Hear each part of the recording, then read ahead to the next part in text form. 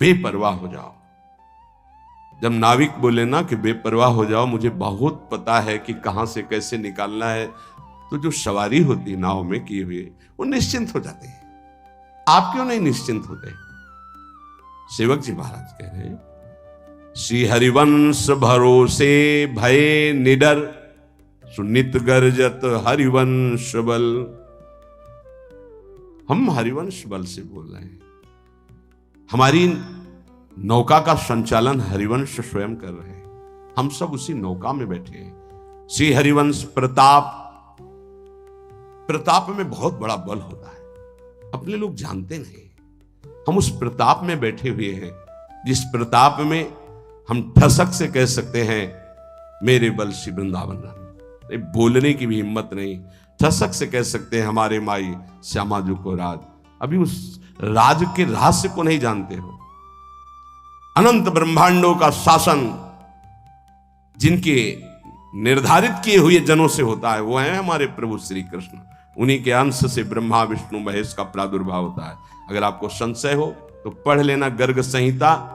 वृंदावन की महिमा में जब समस्त ब्रह्मांडों के अधिपति जाते हैं तो सीधे निकुंजेश्वर रास बिहारी से बात नहीं होती। एक सखी आकर आदेश करती, प्रभु ने ऐसा बोला और जाओ अपने अपनी सेवा में रत रहो, सर झुकाकर चल देते हैं। अभी प्रभु की हमारे महिमा नहीं जानते। प्रिय त्वम मामंगी कुरु, प्रियाजू मुझे स्वीकार कर लो। चपुर चंद्राभ वदने, करोड़ों चंद्रमाओं की कांति जिनकी श्री अंग शोभा की समानता नहीं करती। दृढ़ियो निर्माण भवतु रसनाद्या तव गुणई। प्रियाजू मुझ पे ऐसी कृपा कर दो कि मेरी ये जबान ऐसी दृढ़ता को प्राप्त हो जाए, बोलेगी तो राधा नहीं तो कट जाए। रसनाद्या तव गुणई, केवल आपकी बात बोले नहीं तो नष्ट हो जाए। मुझे ऐसी जिह्वा नहीं चाहिए जो आपसे बिलक बात करे। दृढ़ियो, मुझे दृढ़ कर दो इस वाणी को, मेरी रसेंद्री को आपका उच्छिष्ट पाए, मेरी वाकेंद्री को आपका गुणगान करे। बस मुझे नहीं चाहिए और कुछ। राधा राधा राधा, क्या दुर्लभ रह जाएगा, क्या चाहिए। पलक झपकने को निमेष कहते हैं। इतने में राधा के प्रीतम ने अनंत ब्रह्मांडों का सृजन कर दिया। ऐसी किशोरी जो हमारी है और ऐसी किशोरी जो के अधीन लाल जो है, मुझे क्या चाहिए समझ में नहीं आता। कोई पदाधिकारी हाथ मिला दे तो छाती फुला के गर्भ में घूमोगे, वो पता नहीं दोबारा तुमसे मिले कि ना मिले, तुम्हारी बात समझ पाए कि ना समझ पाए।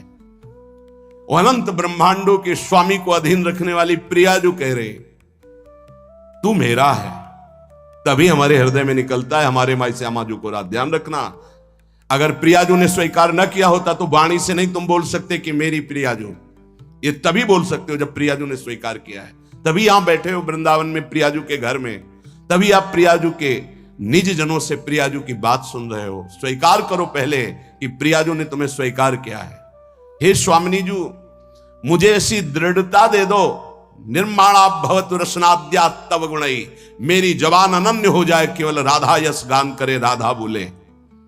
सदा स्थातुम कांखे विपिन वर कुंजे तव नवयो।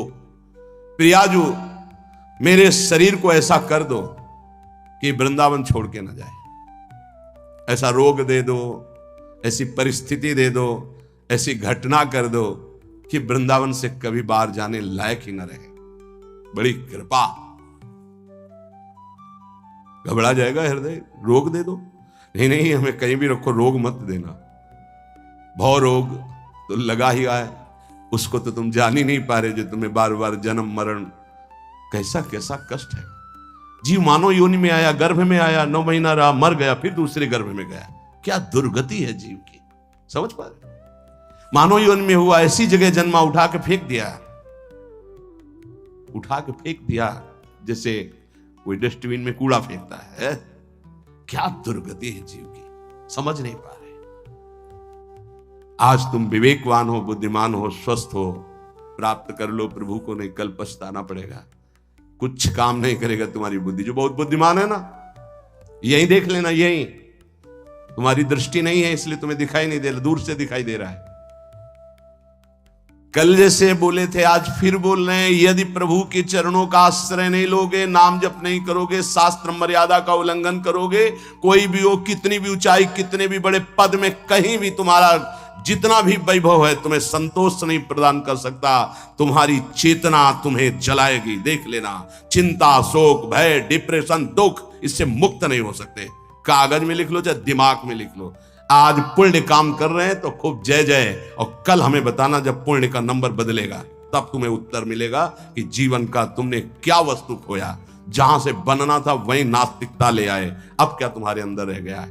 बहुत शायद सत्संग में याद हो, एक बार सुनाया था, ये बहुत प्रिय संत के द्वारा बताई हुई बात थी कि एक बहुत बड़े डॉक्टर थे जो विदेश से, अमेरिका आदि से डॉक्टरी से, बिल्कुल नास्तिक स्वभाव।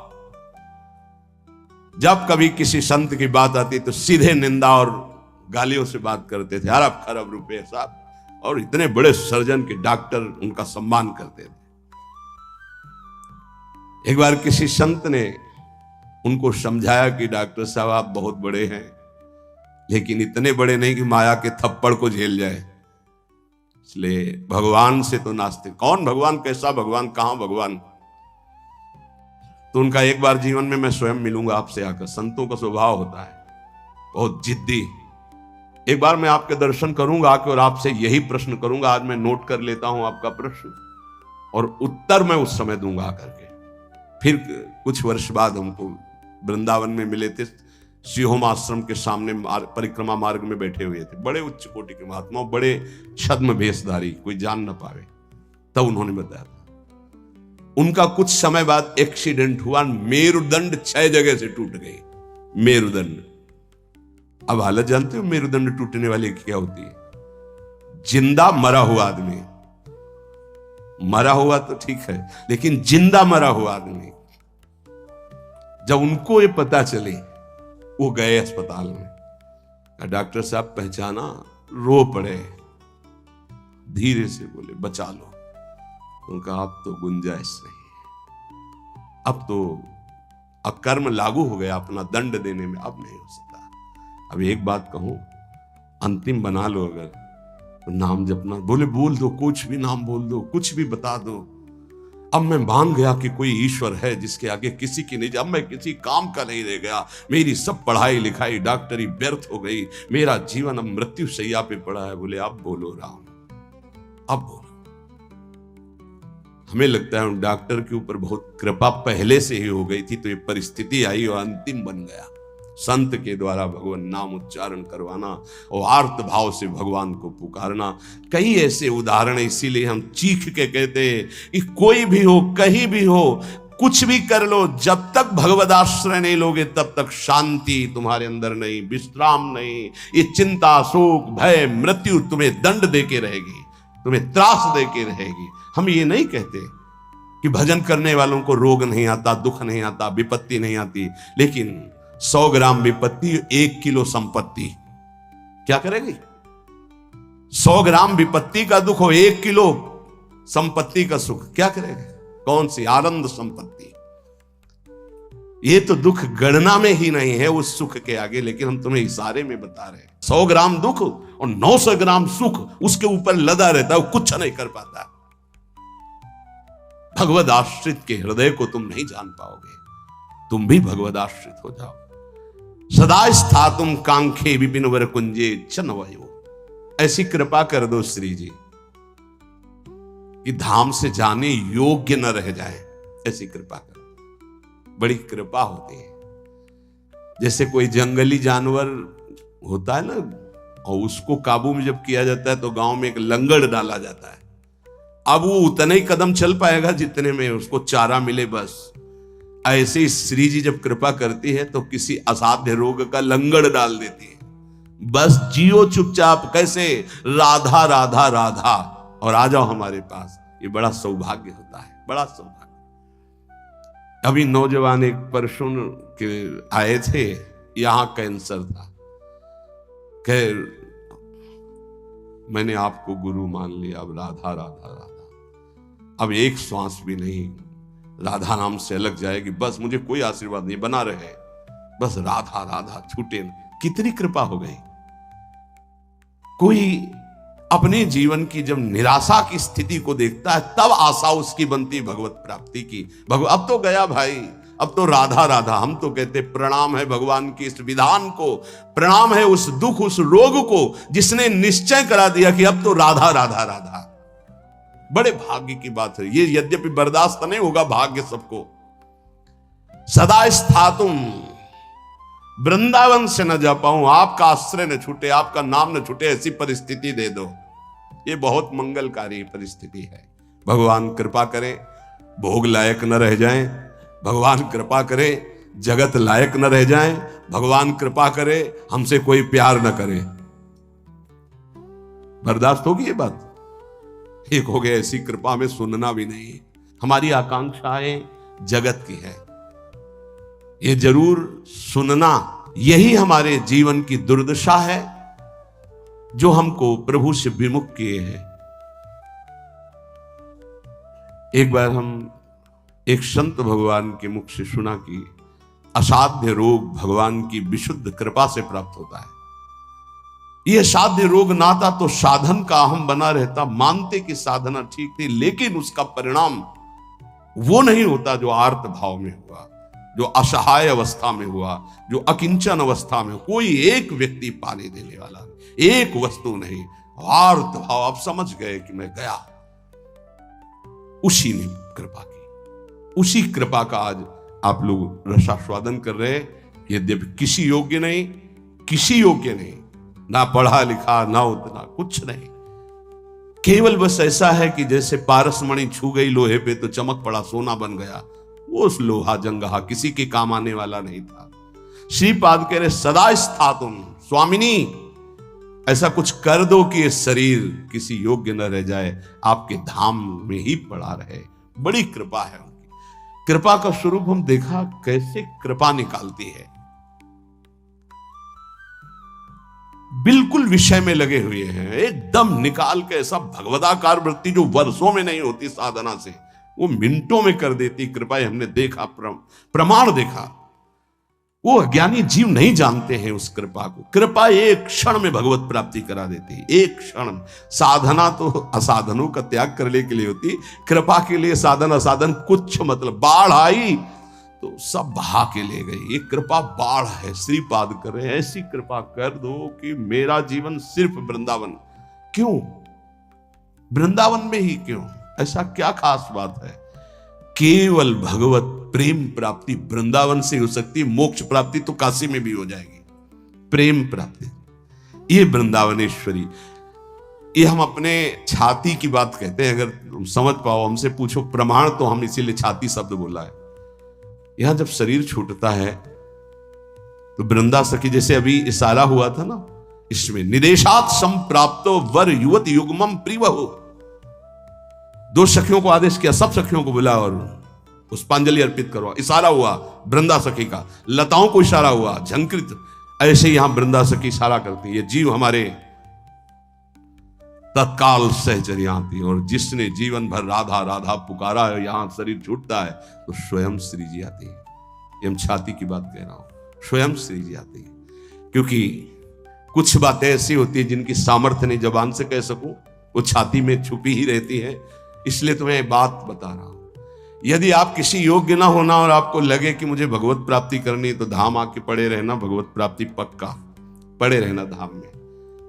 जब आपको लगे कि मेरी क्षमता खत्म हो चुकी है, अब मैं किसी काम का नहीं रहा, भगवत प्राप्ति का कोई संभावना भी नहीं मेरे अंदर, तो यहां पड़े रहना, भगवत प्राप्ति हो जाएगी। श्रीपाद करे सुखम पश्ये क्रीड़ाम। अगर आपने ये ऊपर वाला नियम ले लिया, प्रिय त्वाम मामंगी कुरु, प्रिया जो मुझे अंगीकार कर लो, शरणागति प्रदान कर दो मुझे, मैं आपकी शरण में हूं। बहुत कृपालु लाडली है। बहुत प्रतिकूलता कृपा से मिलती है, बहुत प्रतिकूलता। श्री सुधाने जी के बार बार श्लोक, कब ऐसा होगा, कब ऐसा होगा, गायन करते एकदम शिथिलता। तुम मां मंगी को मुझे स्वीकार करो, प्रिय अर्जुन स्वीकार। वो शाम जीवन की वो शाम थी जो भगवान कृपा करके हर साधक को प्राप्त हो। हर साधक को, हर जिज्ञासु को, हर प्रेमी को ऐसी शाम प्राप्त हो जिस शाम में विश्राम मिल जाए। हे तू मेरा, मेरे लिए ही तो साधना होती है। मैं जब कह रही हूं तू मेरा, फिर तेरे को क्या चिंता। अब जैसे कोई युवराज पद पर अभिषिक्त हो जाए तो उसे कोई संशय थोड़ी रहता है। ऐसे ही हर समय आनंद मस्ती रहती, भयंकर पीड़ा की स्थिति में भी मन नाचता रहता है, केवल एक बात के लिए कि मेरी स्वामिनी ने मुझे स्वीकार कर लिया। इसीलिए मन से, प्राणों से, रोम रोम से केवल एक बात है, राधा राधा राधा। ये हम किसी पक्षपात की बात नहीं कह रहे, आप मान लीजिए, फिर आप देख लीजिएगा, आप मान लीजिए। बहुत बड़ी बात कह रहा हूं बार बार हृदय से। हमारी स्वामिनी का ऐसा स्वभाव, ऐसा प्रभाव अद्वितीय है, ना ऐसा सुना, ना देखा, ना अनुभव किया। सुखम पश्ये क्रीड़ाम प्रणय रस युक्ताम ही युवयो। मैं सुख पूर्वक इस वृंदावन की भूमि में पड़ा पड़ा प्रेम दृष्टि से अपने युगल सरकार की लीला को देखता रहूंगा। गुरु कृपा ही केवलम, गुरुदेव की कृपा से ही ये निष्ठा प्राप्त होती है कि वृंदावन वृंदावन, प्राण वृंदावन, जीवन वृंदावन, सर्वस्व वृंदावन। एक दिन बैठे बैठे हृदय से स्फुरित हुआ था, जो एक दो बार गाया है। ये हृदय की पूरी मनन की हुई बात आपको जो एक दो बार पद गा करके सबको सुना है, ये हृदय से केवल है। राधा नाम है जीवन हमारा, राधा नाम प्राण आधार है, राधा नाम है कर्ता विधाता, ये राधा नाम पालनहार है। राधा नाम सबका पूज्य है, राधा नाम का पूजन करे, राधा नाम के ही ध्यान से हम शुद्ध अपना मन करें। राधा नाम के जप ध्यान से प्रेम बढ़ता जाएगा, राधा नाम ही हमें प्रेम में निकुंज तक पहुंचाएगा। इस पूरा जीवन का सार ये हमारा जीवन है, ये प्राण है, यही हमारा कर्ता, यही हमारा विधाता, विधान बदलने वाला है, यही हमारा सर्वस्व है, यही हमें निकुंज तक पहुंचाएगा। विश्वास कर लीजिए। पड़ा रहूं इस रज में, राधा राधा पुकारता रहूं। कैसी इस रज की महिमा। श्री भट्ट देवाचार्य जी कहते हैं, अगर इस रच के बाहर संपत्ति की तो बात जाने दो, हरि भी खड़े होंगे तो आंख उठा के नहीं देखूंगा। विपिन राज सीमा के बाहर हरिहु को न निहार, रे मन वृंदा विपिन निहार। उपासक सर्वत्र सगुण निराकार की भावना में विराजमान वृत्ति के द्वारा सम हो जाता है। सगुण निराकार जैसे राधा वल्लभ, यह हमारा रूप है आराध्य का, लेकिन मुझे दिखाई नहीं दे रहा, सर्वत्र वही है। हम भावना करते हैं अव्यक्त रूप से, निराकार रूप से, सगुण निराकार। सगुण हमारे प्रभु राधा वल्लभ जी, आकार ये सब हैं, लेकिन इनके अंदर वो विराजमान है। यहां से संसार से जीवन मुक्त, अब समिट गई पूरी ममता अपने प्रिया प्रीतम के चरणों में, तब ये प्रेम का प्रादुर्भाव होता है।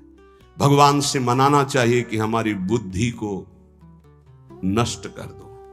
ये जो बहुत ज्ञान विज्ञान चलती है बुद्धि, प्रभु बस इसको इतना कर दो कि राधा राधा राधा राधा राधा, बस इतने में स्थित हो जाए, ना कोई तर्क आवे और ना कोई हमारी जानकारी की इच्छा रह जाए।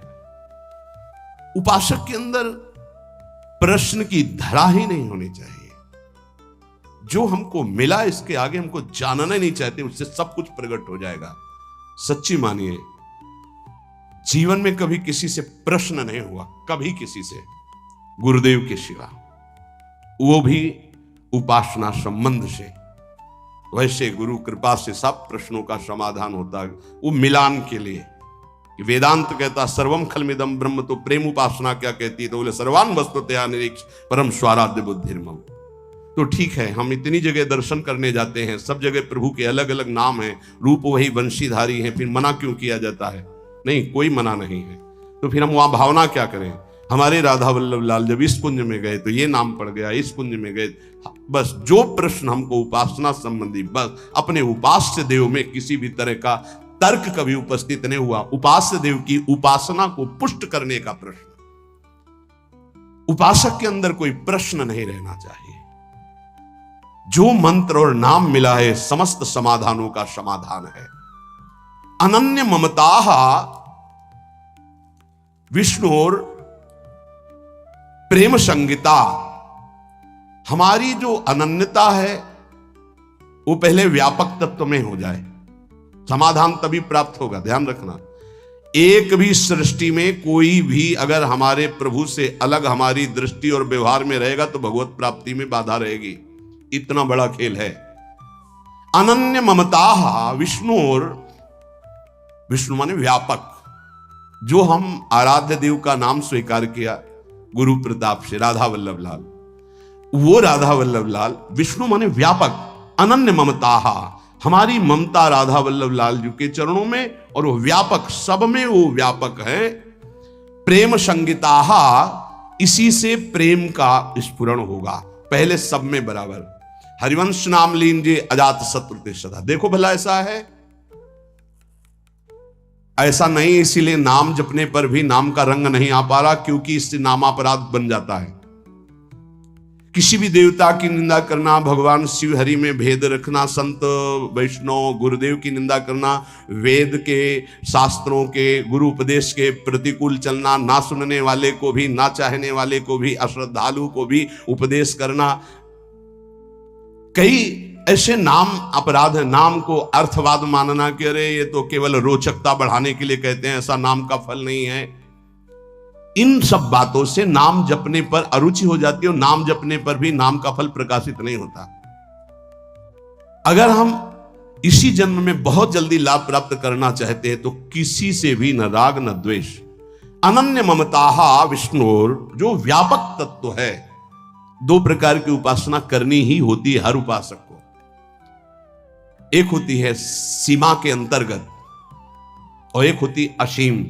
ये दोनों उपासना की पद्धतियां स्वीकार करनी पड़ेगी। सीमा के अंतर्गत सिर्फ राधा वल्लभ लाल, असीम सर्वत्र राधा वल्लभ लाल। यो वृंदावन सीमनी कश्चन घनाश्चर्य किशोरी मणेश, ये सीमा के अंतर्गत। असीम सर्वान वस्तुतया निरीक्ष। दोनों पद्धतियां स्वीकार करनी ही पड़ती है। पहली पद्धति में समता और दूसरी पद्धति में ममता। समता करके विस्मृत, ममता करके आसक्त, ये प्रेम संग, प्रेम का प्रादुर्भाव। समझ पा रहे? अगर एक भी वस्तु व्यक्ति स्थान से कहीं भी नफरत है, द्वेष है, शत्रुता है, तो जब तक उसको नहीं मिटाओगे भगवत प्राप्त नहीं हो पाओगे। कहीं भी द्वेष नहीं था। केवल रंगनाथ जी के मंदिर के जो सेठ जी थे उनसे जरा सा द्वेष पूर्व का था लाला बाबू को, तो श्री कृष्णदास जी ने उनको विरक्त वेश नहीं दिया। और जिस दिन वो उनके सामने भिक्षावृत्ति के लिए खड़े हो गए और द्वेष खत्म हुआ, हृदय से लगाए और गए, तो रास्ते में मिल गए कि लाला बाबू आज तुम्हें हम विरक्त वेश देंगे। अर्थात हमारे गुरुदेव, हमारे इष्ट तभी प्रसन्न होते पूरी सृष्टि में किसी एक से भी वैर न रह जाए। अनन्य ममता विष्णुर ममता प्रेम संगीता भक्ति रित्युच्यते भीष्म प्रह्लादोद्धव नारदैः।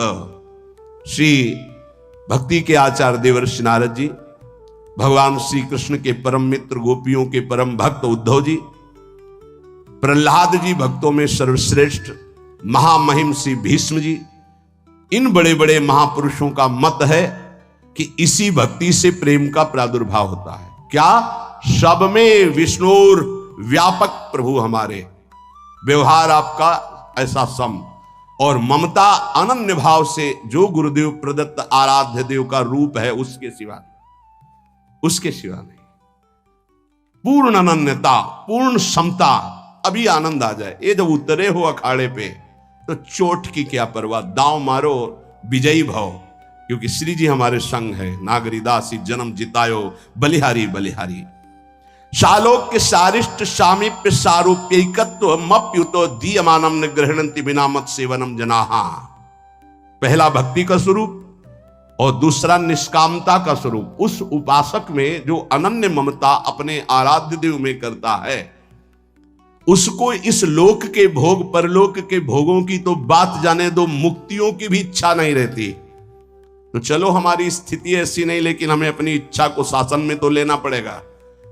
अगर इच्छाएं बढ़ती गई तो तुच्छ इच्छाएं हैं, ये कहां हमें मुक्त होने देंगी, कहां हमें भक्त होने देंगी। जबकि शालोक्य भगवान के समान लोक का वैभव प्राप्त हो जाना। जैसे सुदामापुरी बन गई तो सुदामा जी ने उस पुरी का भोग नहीं किया, पत्नी से कहा तुम ही ने भेजा था, तुम ही इसका भोग करो, हम तो भिक्षावृत्ति से वैसे ही जिएंगे जैसे अपने प्यारे श्री कृष्ण के लिए जीते थे। शालोक्य नहीं स्वीकार किया।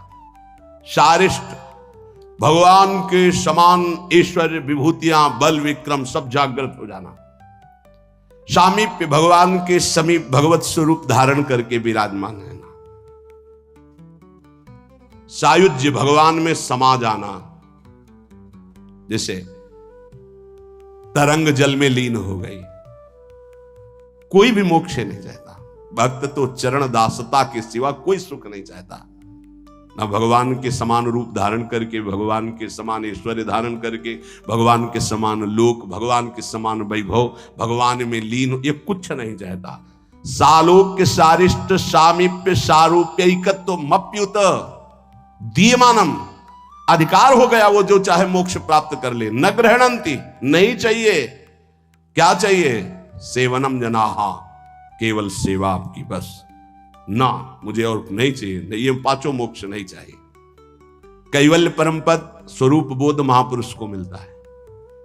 भक्तिवान कैवल्य परम पद का अधिकारी स्वयं हो जाता है, क्योंकि स्वरूप बोध भगवान के दर्शन और स्वरूप बोध एक ही साथ होता है। मम दर्शन फल परम अनुपा जीव पाव निज सहज स्वरूपा।